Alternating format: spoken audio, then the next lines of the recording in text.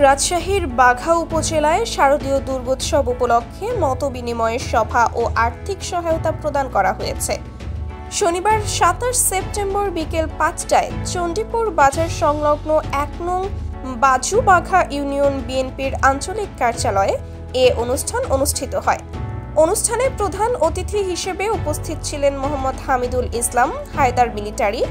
সভায় সভাপতিত্ব করেন তাপস কুমার। প্রধান বক্তা ছিলেন ধীরেন্দ্রনাথ সরকার। বিশেষ অতিথি ছিলেন জাহাঙ্গীর হোসেন।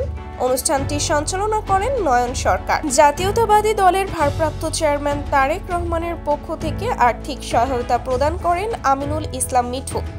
তিনি বর্তমানে আমেরিকা প্রবাসী।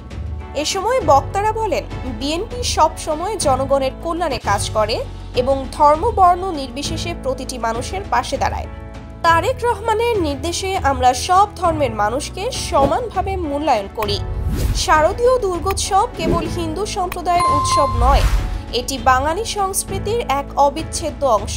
তাই এই উৎসবকে কেন্দ্র করে মানুষে মানুষে ভ্রাতৃত্ববোধ, সম্প্রীতি ও সহমর্মিতা আরও জোরদার করা জরুরি।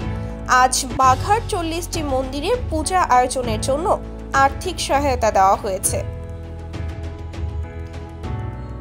স্থানীয় নেতৃবৃন্দ এ আয়োজনকে স্বাগত জানিয়ে বলেন, শারদীয় দুর্গোৎসবকে ঘিরে বিভিন্ন সম্প্রদায়ের মধ্যে সম্প্রীতি ও ভ্রাতৃত্ববোধ সুদৃঢ় করতে এ ধরনের উদ্যোগ অত্যন্ত প্রশংসনীয়।